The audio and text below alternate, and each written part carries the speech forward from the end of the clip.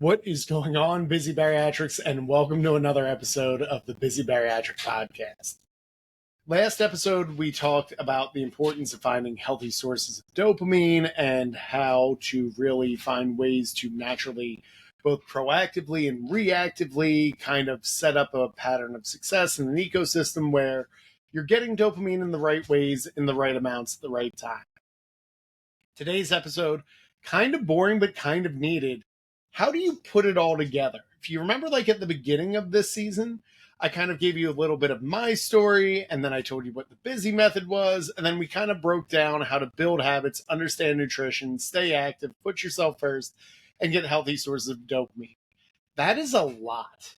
Even now, like when I say it, I have to like almost take 2 breaths in as I go through that. It is a lot of information to get all at once, kind of overwhelmed. Even if you're listening to these, like, and putting it together, how do you do all that? And you need to understand that it's not really meant to be done in a day or a week. And what it takes a lot of our clients is it is just a continual process of growth. I know what you're thinking, like, Rob, that sounds like so scumbaggy. Does that mean like your clients have to stay forever? And the answer is like, no. But there are definitely different levels of how you progress in your bariatric journey, what you need support on, what you need understanding, and how to kind of go through that. And that's something that I realized very early on. I was locked in when I first started my bariatric journey. I was 100% locked in on staying active. I was going to move all the steps. I was going to take all the Peloton classes. I was going to take shadow boxing classes. Like I used to spend 4 to 5 hours just nonstop working out. And I don't even think I got half the results that I have today, where I am definitely moving less. I am lifting heavy more and getting everything together. And I bring that up for a couple reasons is one, there's certain parts that like you kind of think you know exactly what you're doing. And for me, that was staying active. Like I thought more is better. If I just do more, I'll continue to lose weight. I absolutely could put myself first. And that was something where I promised myself the first year after bariatric surgery, I was going to be super greedy. And I looked at it as like being super greedy to me meant that my bariatric process was going to be followed to a T. I was going to be borderline annoying to people. I would make it very clear that I am on a plan and a regimen and that this time was going to be different. Again, do you kind of guess the theme of like what I thought would work and what actually would work are kind of a big disconnect? But this is where I was like putting all my chips in, is I was going to stay active and I was going to put myself first. I didn't really understand how dopamine worked or proper forms of proactive self-care. So my rewards just never really came. Like the reward was like, I'm going to keep looking at the scale. That's all I'm going to do. I'm going to keep driving this number down. And if I can't get the number down, I'm going to move more and I'm going to eat less, to a point where I want to say my lowest weight was like 210, but I was also eating close to like 900 calories. And this was not in the first year of post-op. Like this was pretty close to 14 to 15 months post-op. And that was also with getting advice from the internet, copying and pasting a couple things, seeing that like carbs were evil. Like I kind of piecemealed everything from the internet and kind of put it together. And that's where I was kind of like looking at like there was no dopamine. Like the dopamine was just the scale. That's all that matters. I was miserable. I was tired. I was exhausted. I was worn down. And I had no real sense of how am I going to get out of this mess. When it came to habits, I had them, but I didn't have them in the best ways possible. So I knew it was important to work out every day. Well, I would miss, like, I would tell people they'd have to pick up my kids because I needed to get a workout in. I would miss activities with friends and family because I had to get my step goals in. So I had habits in place that were unbreakable, but they weren't really sustainable. So in today's episode, I really just want to take this time to kind of give you an idea of that is where I was at, and that was the big, glorious picture, and kind of just some things of how I've evolved and kind of put it all together and how I help clients put it together as well. So When we look at busy, you're probably saying, oh, B is first. That's building habits. That's actually going to be like the glue that holds everything together.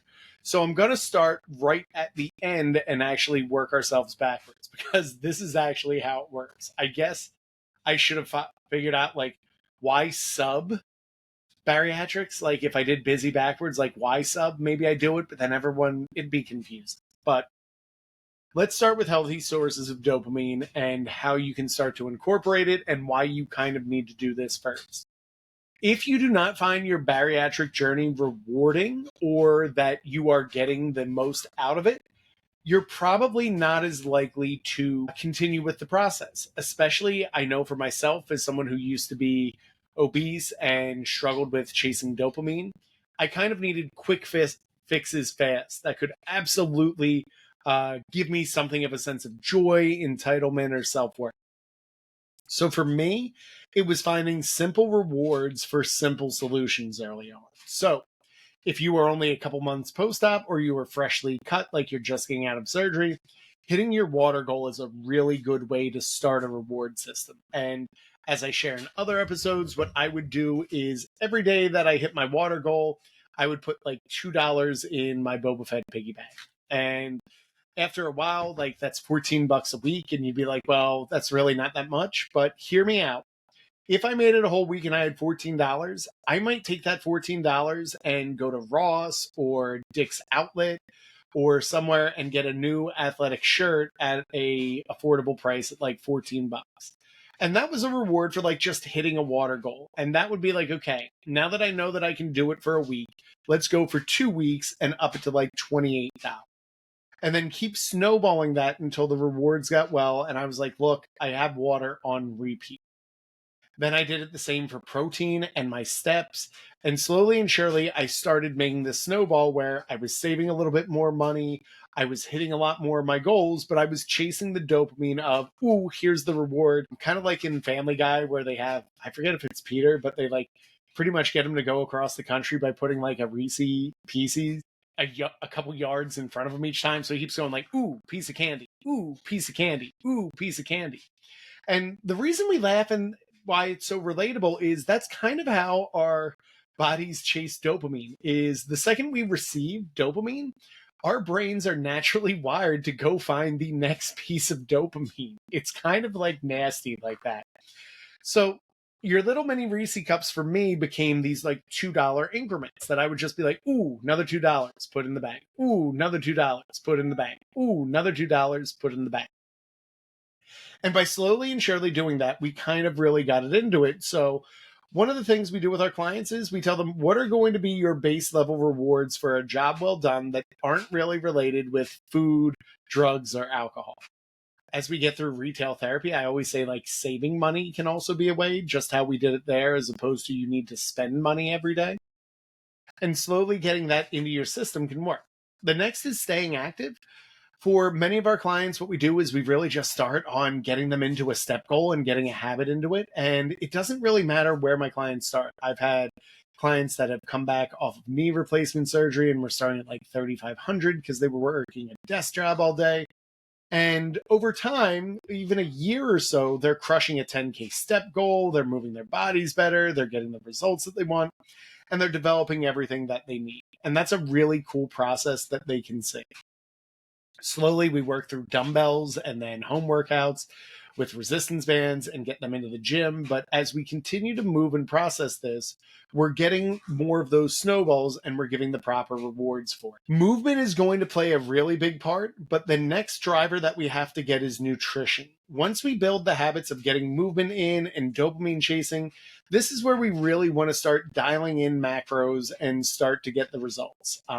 A lot of times our clients will do well with just hitting calories and a protein goal to start and kind of moving their body and getting their base level.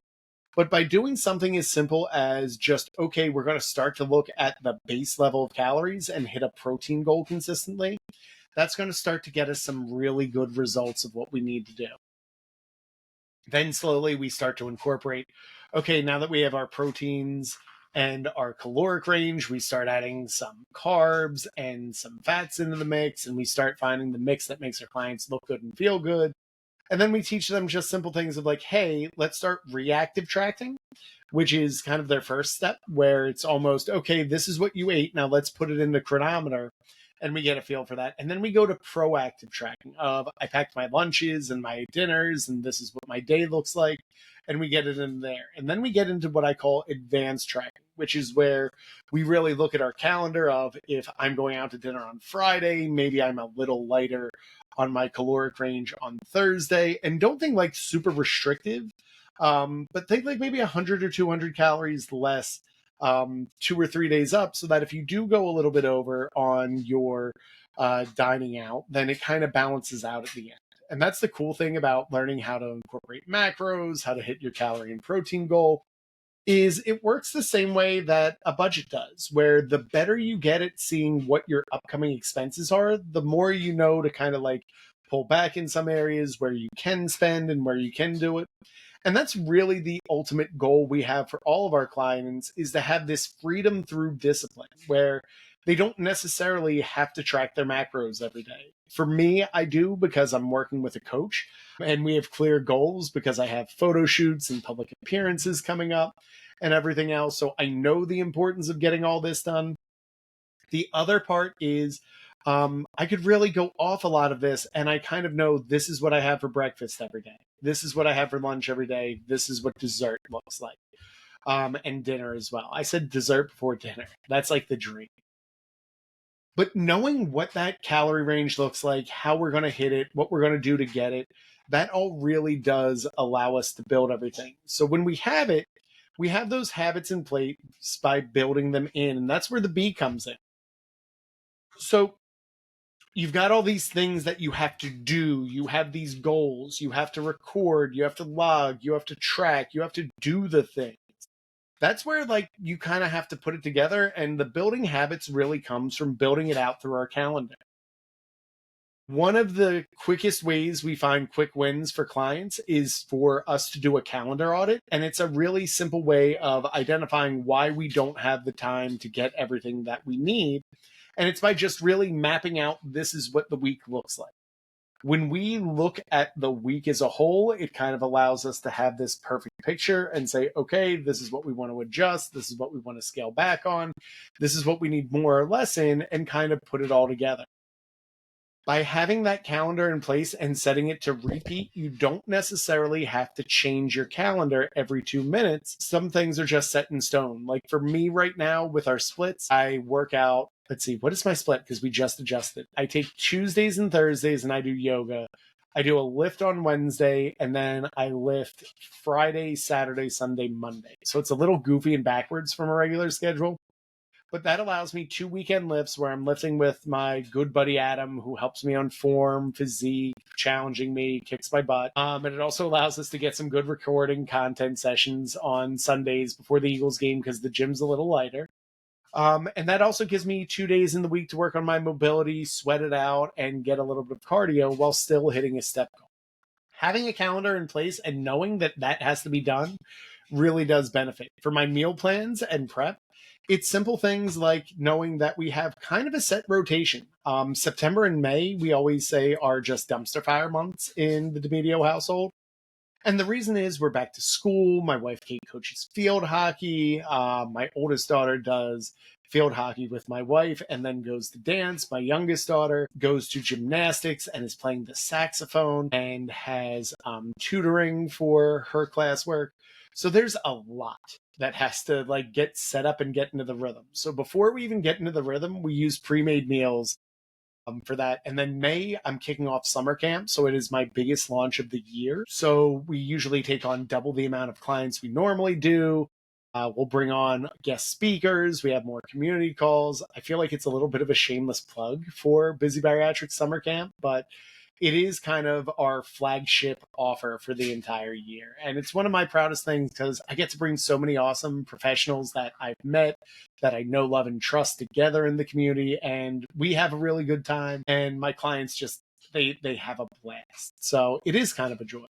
But May is absolutely crazy getting that off the ground. So those are my 2 big months. As we get into October and the rest of the year, we kind of follow like this standard issue deal where tacos are on Tuesdays. So that's kind of checked off and done.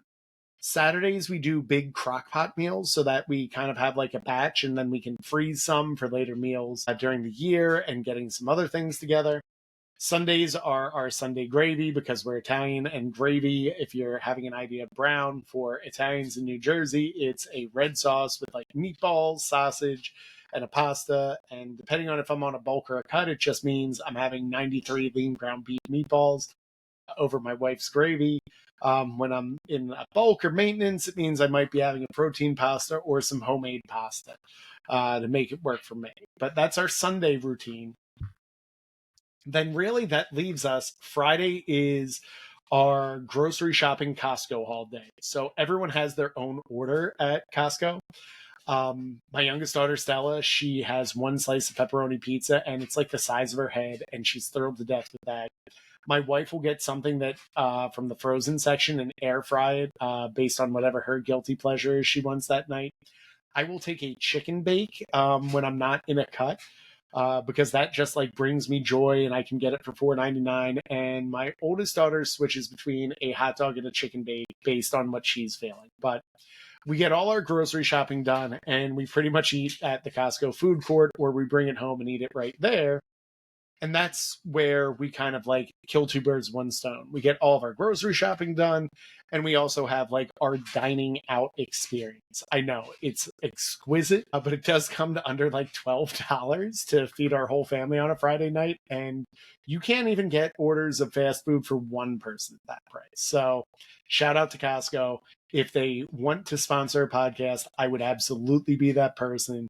Please, please, please. If anyone listens and has like a Costco connection, like, can we make that happen? Asking for a friend. But anywho, I'm going all over the place because it's late at night when I record this. So that's our Friday, which really means now Taco Tuesday, we have Monday left and then Wednesday and Thursday. Thursday, we always do our clean out the fridge night. So that's all the leftovers from like the Sunday gravy, the crock pot meal on Saturday, Taco Tuesday, and then really just means like we have to get Tuesday and Wednesday dinners down. So if we're having tacos on Tuesday, it's usually some form of chicken on Mondays and then pork on Wednesday. And then we rotate between all of those. And we have a calendar that we give our clients to show kind of how this all works together. And you can actually get that calendar if you join my email list. We give it away for free. We update it every 3 months. That is the D'Amedio family calendar that we live and die by. It's recipes that I've scoured through the internet. But it gives you a clear look of like, here's how we put a meal on the table for every family person that goes through, so that then we have that rotation and we don't really dine out for fast casual. We don't really do anything. But it also allows us, like, if we have a night out, we can say, okay, we're just shifting things around and we have a clear plan in place. So when we go out, the D'Amedios usually like a couple of solid staple options that just, we can't really cook items at home. So for us right now, like it's football season, I like a big pot of mussels. It'll come in like red gravy. It's really high protein, and we'll have bread, or my kids will have bread, depending on if I'm on a maintenance or a cut mode, and kind of go through with all that. And then chicken wings, like they're always better out. And we have a good bar that serves mussels and chicken wings. So we get those together. We go out as a family, and it's just quality times all around. Or that really does kind of keep us out of like the fast casual chain unless we have to. And then we save those because like our schools and all our activities always have dine and donates. We will kind of break that formula if there is a dine and donate, because we'll say that we're doing it for charity. So that's how we allow like a little bit of variety and spice into our deal while still getting everything else that we want. And that's really like the plan. So that's how we get nutrition in, by building habits. For staying active, it's putting stuff in early. For self-care, it's really mapping out daily self-care, like shutting off the computer after 9 o'clock and decompressing and reading and doing things for me. That's kind of how we put it together. For clients, depending on what we do, we kind of take those pieces and then we put them into the proper spots that work on their calendar so that they can still have their pizza on Friday nights. They can still go to their kids' soccer games. They can have a glass of wine with dinner on Sunday within moderation and reason. Because if you really want the best results after bariatric surgery, you're going to have to make it a lifetime. That's really all I wanted to do, was just give you an idea in this episode of like, how do we put it all together? How do we assemble it? What works for you to get everything? And I'm always curious, like, did this help? Did this hurt? What are your thoughts on it? And as always, I want to know. As far as our next episode, this is going to be like the end of season 1. This is kind of like the starter pack level episode. But I really just wanted to give you a little bit about who I was, what I do, kind of how we coach the Busy method and how it works. Season 2, I'm really excited. I am going to be going all about nutrition. And season 2, I am going to bring in some of my favorite registered dietitians from the bariatric community that I've connected with. And we're just going to have some open, honest conversations about things like proteins, carbs, fats, fibers. Are GLP-1s necessary after bariatric surgery? Should you do a bulk cut or maintenance after bariatric surgery? How should you track macros? Should you even track macros? Would plating be better for you? What do you do to meal plan? What do you do to meal prep? Do you get the idea? It was exciting because I started to write down all the awesome registered dietitians that I've gotten to meet and work with. And I was like, wow, this one would be really good for this. And then I'm like, well, if I have this one for this, I need one for this. Who can I get for this? And then I would just find that person and answer. So season 2 is going to be very, very nutrition based, because I feel like the first is, how do we build a lifestyle to get everything together? And why should you even listen to me at this point? Season 2 is going to be all about the nutrition and the importance of kind of building plates and tracking macros and getting the results that you want through nutrition. Hopefully this helps and gives you an idea of what to look forward to in season 2. And as always, I'm Rob Domino. I almost forgot. So I have to give like shameless plugs, because if people don't listen to this, it's probably going to go away. And I don't say that in a mean way. I'm just saying, as I'm kind of busy. So if you like what you've heard, or you're at least like, I'm listening and I'm interested, what I'd ask you to do is the following things. 1, please share the episode on your stories, tag me in it so I can give you a reshare, and attach the link so people can just easily click. That's like a really easy way that you can help us out with everything. The second part, if you think I deserved it, please, please, please leave a 5-star rating and review, or leave a subpar rating and review and tell me how I got to get better. I'm totally fine with that. I will say, though, I will give away a free product from one of our sponsors to someone who leaves a 5-star rating and review. So a little bit of positivity goes a long way. And who knows, maybe you write a 5-star and then underwards you just rip me. I don't know how that would work on like the algorithm or all that other stuff, but you could do that if you want. The final way, and keep in mind, all of this is like free. Like, all it takes is like time and a couple taps on your fingers. If you could subscribe to wherever you listen to this, so that we get an idea of, are you actually listening out there, and is this worth it? That would be a huge help. The other part would be just go to our YouTube channel and subscribe from there as well, so we have all that good content. And then, like, kind of go there and go check out some other stuff. We're going to put some product reviews up, some behind the scene YouTube stuff, all that good content that'll do it. But this is the end of season 1. Season 2 is probably going to kick off sooner rather than later. But as always, I'm Rob Domino, and keep getting busy.